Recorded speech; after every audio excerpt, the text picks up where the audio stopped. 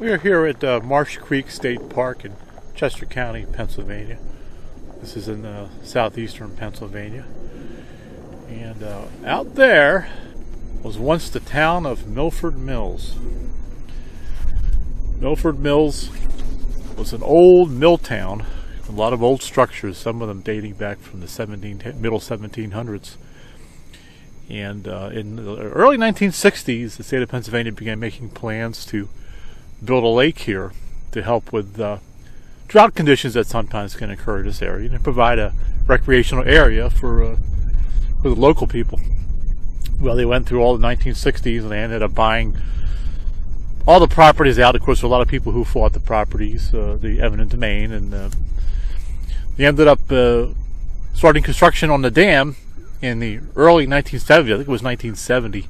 1969, 1970. By 1973, the dam was complete and the lake was pretty much filled, thus ending Milford Mills forever. Now, we're going to be going into the trails. There are some ruins along the hiking trails here that still remain, mostly just foundations, and there are some stone structures that we'll be looking at, and maybe try to find out some history on some of these places as we go along. All right, let's get started.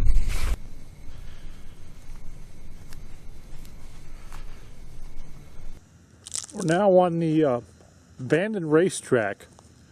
Apparently this was built by a gentleman by the name of Michael Murphy right around the end of the 1800s. He was apparently a businessman of some means, had a penchant for racehorses. I actually converted one of the old abandoned mills here in the Milford Mills area into a stable, created a couple of racetracks to, I guess, exercise his horses. This is the only one that I know of that's still here. The other ones may be underwater. From what I read, this is about a half a mile long, although it might be more like a mile and a half. I got to check into those facts. It's part of the Blue Trail, and then it actually turns into part of the Green Trail. Michael Murphy actually stayed at the McClure mansion after Dr. McClure himself left, and he lived there for a while.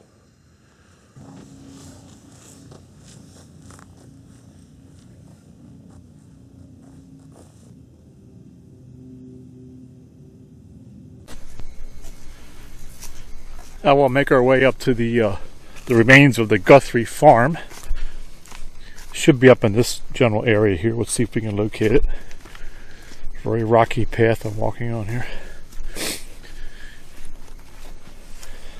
Seems that many of these paths resemble dry stream beds, but I'm guessing when we get the flooding rains and snow melt, these do turn into creeks. Right now it's fairly dry. Cold day today, which is good. At least the ground is semi-frozen. It isn't too muddy like it was a few days ago. Just have to watch your footing.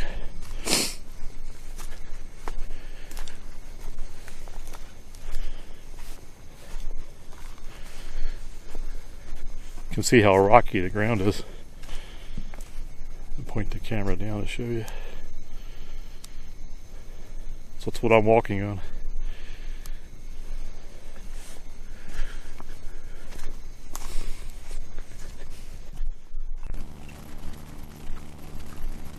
And here we go. You can see a large wall here.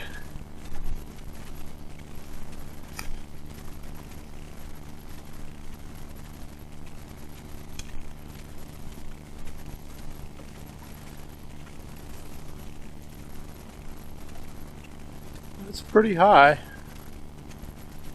I'd say around 25-30 feet or so.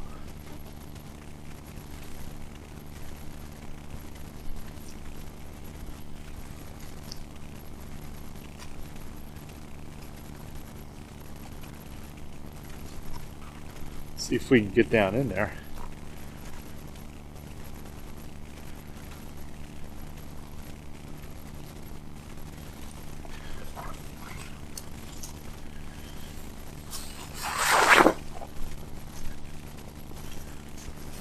Looks like this could have been, was a window at one time, but it was busted out. See how these rocks have fallen over the years. I don't think the structure is going to be here too much longer, which is a good reason to want to document this. Let's try to go through this doorway here.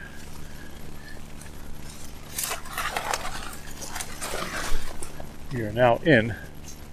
This will be the barn, I believe. You can see all the collapse that's been going on here. Try to make my way over these rocks here.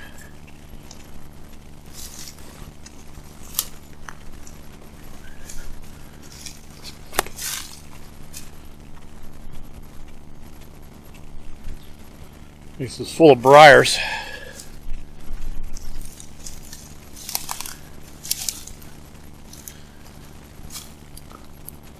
See over there too is the other corner of it.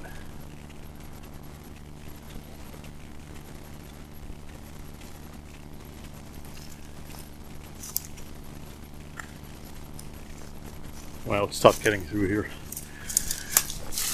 but it would be worse on a summer day when all this growth is here. This is the middle of winter, so it's a little easier to maneuver around. You can see there are what look like columns over here. I don't know if you can get that.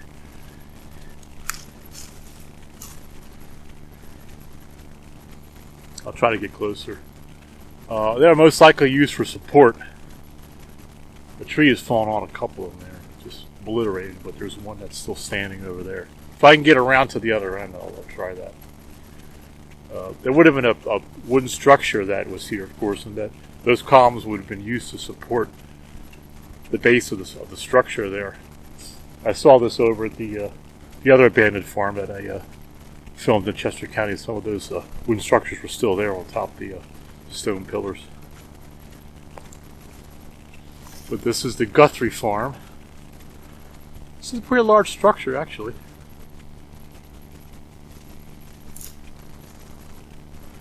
We'll try to make our way out of here.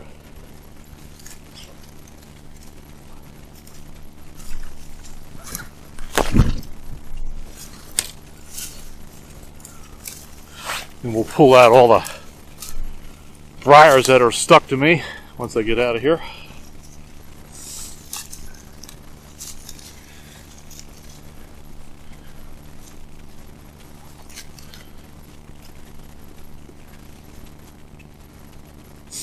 Very cool though.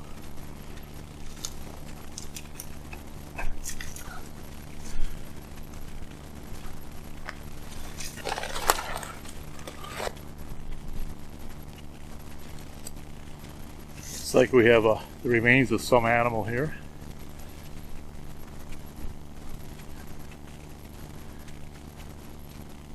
Some bones over there. Looks like maybe a fox at one time. This is an old skeleton.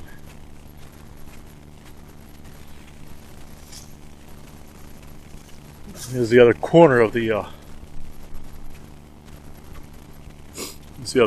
farm building here. Or the barn, I should say.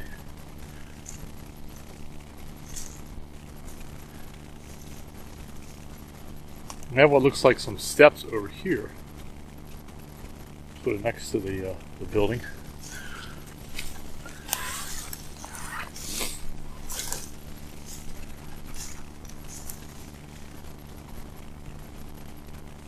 You can see some of the cement is still there on the outside of the wall there. You can see the holes there, the square holes at the top of the cement. One of the wooden beams is still there. That's what it used to support the floor. That was probably the first floor there.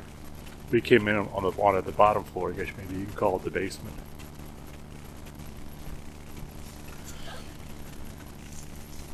Try to make our way around this way.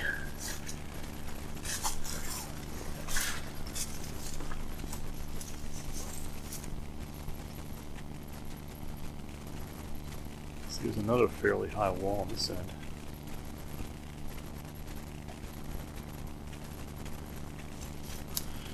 Same kind of opening here as there was on the other end. So I think this was some sort of window, perhaps. You can see it exactly lines up with what's on the other end. Same configuration. So this is probably some sort of window. I thought maybe it was a collapse, but when you have identical ones on either end, it's unlikely.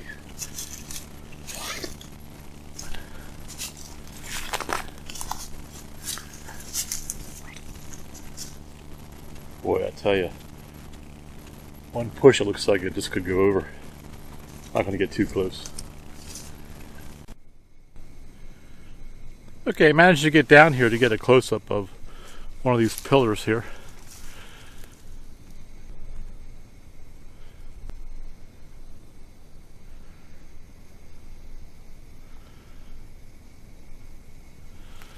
To my knowledge, this farm dates back to the mid-1700s. Not sure of an exact date. See what looks like the remains of a wall here.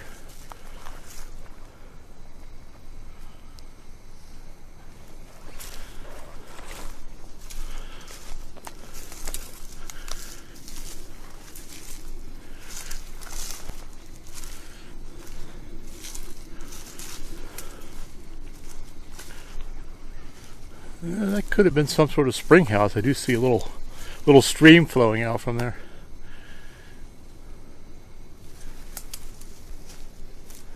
And I found another structure back here. See if I can get back to it. Okay, here you go. You can see. Got pretty close here.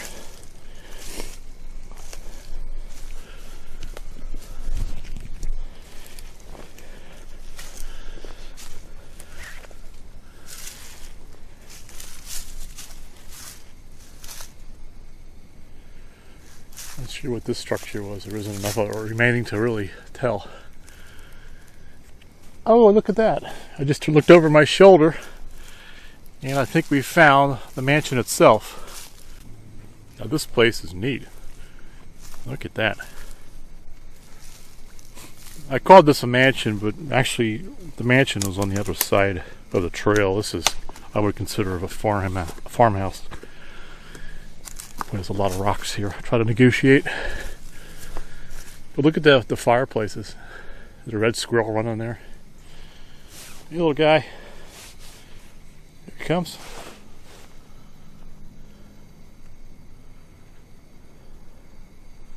Let's see what crevice he's going to pop out of next.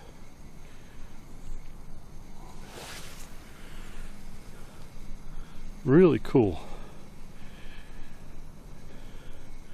Now it looks like we have two fireplaces there and openings on the bottom. It probably would have been in the basement. Everything is sort of piled into the basement now. The whole house is actually laying in front of me. I'm not sure that was a fireplace on the bottom there, but I don't think there's a vent going up to the chimney, so some sort of storage area. But what a neat structure that is. Again, I believe this is from the mid-1700s. I'll put some information on the video if I can get an exact date.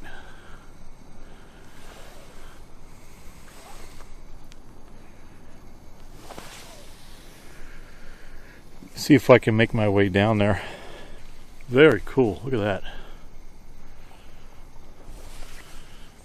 There's remains of a piece of wood there. I'm assuming that was part of the flooring.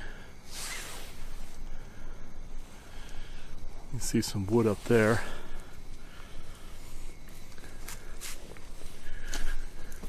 See that part of this is collapsed here. So on this side here, the fireplace.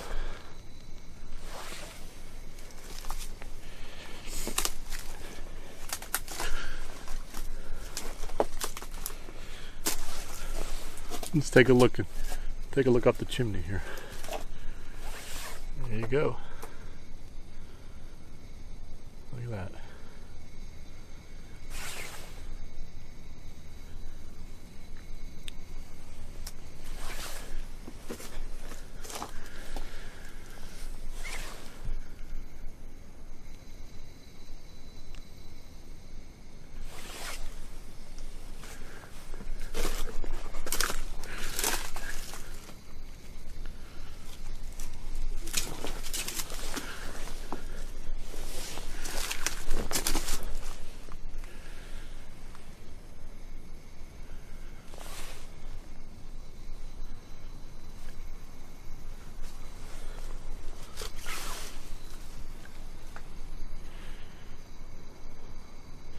These chimneys always seem to be the structure that remains standing is the most intact, only because they were so heavily built, because you're making a fire in this section of the house.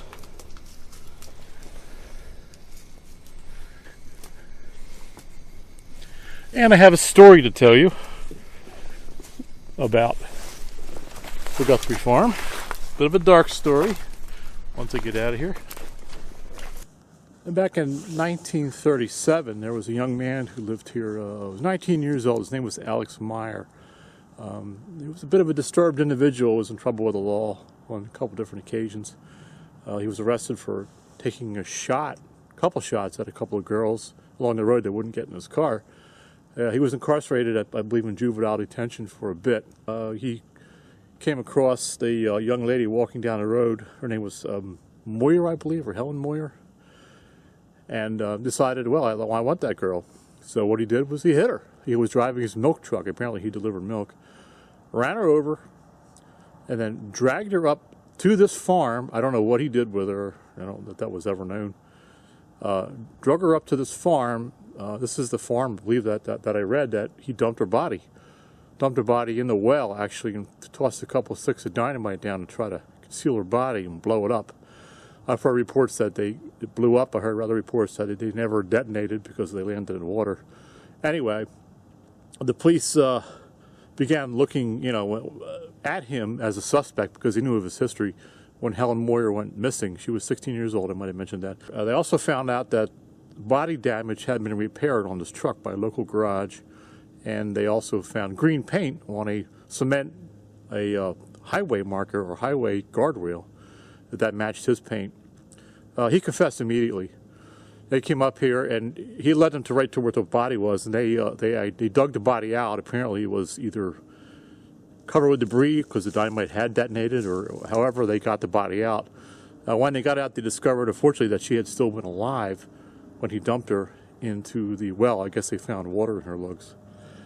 They actually tried and convicted him, and they actually put him to death via electric chair, all in that same year. So it seems that the wheels of justice spun a lot faster back then in 1937. Now I spotted these remains near where the bridge is. It goes over the top end of Marsh Creek, in other words, the other end of from where the dam is. I want to see if I can get close up here. I don't know anything about these remains, but there's a lot here to see.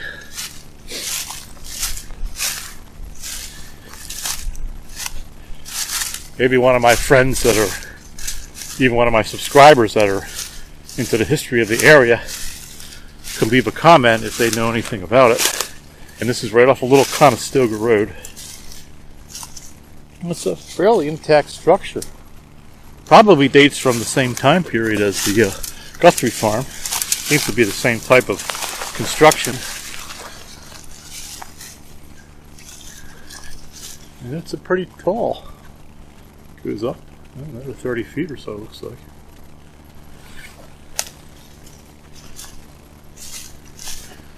You look around here, a couple of windows, and some of the wood is still intact in the windows.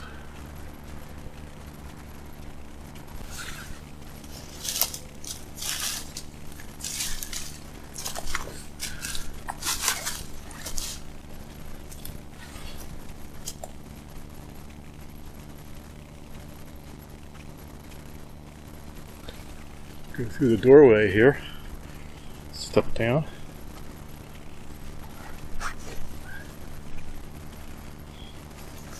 Not a real large structure, but it is tall.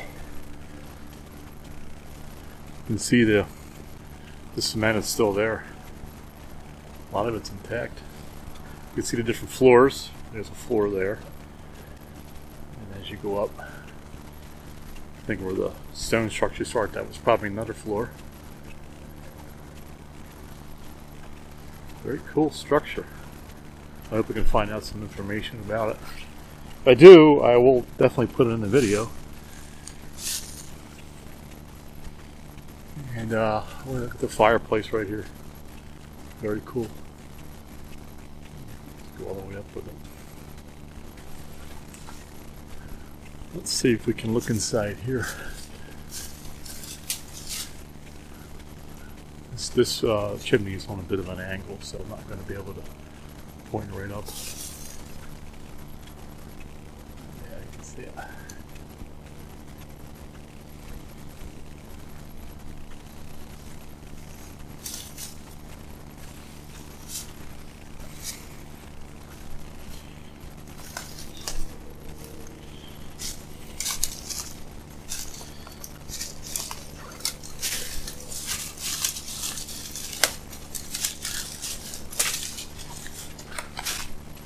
You can see the hole here. This is where the beam would have rested for the floor joists. This would have been the first floor.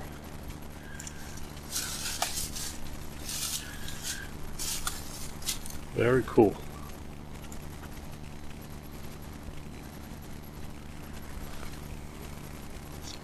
We're going to check out the McClure mansion, or what's left of it. That'll be coming up.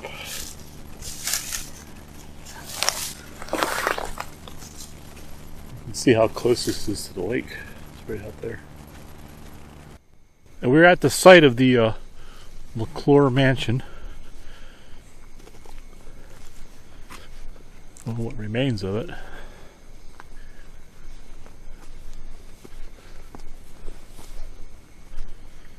A lot of debris here.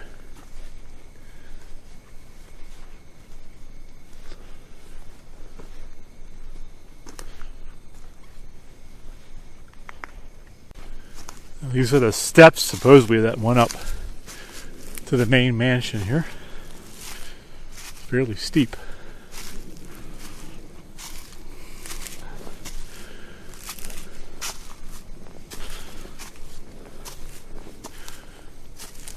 You can see there's really nothing here anymore. But I do have a little bit of information about the mansion. I believe it goes pretty far back there. I see some stonework way back there too, so it was fairly large. I heard 40 rooms, or maybe just in excess of 40 rooms. Dr. Joseph McClure owned the mansion right up until about the late 1800s. When actually he owned a mill in Milford Mills, but when manufacturing changed and mills began to close down, he basically went out of business. I had heard his mill had actually burned and sustained some damage. Anyway, he had left, and then our friend Michael Murphy with the racetrack actually moved in here, lived here for a while. After he had left, and it sat abandoned for a number of years, and a gentleman by the name of, he was actually a gangster from Philadelphia. His name was Max Boo Boo Hoff. Actually moved in here. This was during Prohibition, and operated a speakeasy out of the mansion from 1930 to 1935. And when Prohibition ended, that sort of ended our friend Max Boo Boo Huff's career. Then it sat empty for a little while, and then from what I heard, it was turned into a resort for a bit, and then eventually closed down and sat abandoned until the plans for the lake were set into process. I did hear that the local fire company was given permission to burn it down at some point, years before the lake was actually here. And they burned it down as practice. I don't exactly know what year that was in, but of course there's really nothing left of it now but some stone structures. Another structure here.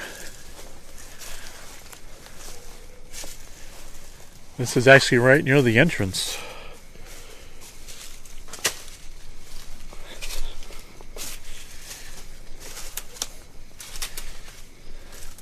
Get these metal, support rods or something here. Kind of dangling down.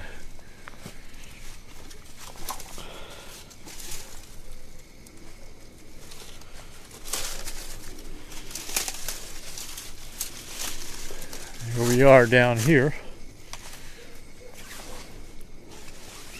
You can see, I see a stone wall here, but these are cinder blocks, so where you have cinder blocks, it's more modern. This could have been maybe a structure that was expanded or updated at one time. or maybe built onto as an addition. I'm going to go through here carefully. Ah, look at that, cinder blocks with the stone wall surfacing it. Maybe they were put up later to help support the stone walls. That's a possibility. To keep the ruins here. I'm not sure. Let's see, the safest way to get out of here will be. Look up there, it's the doorway. See the stone.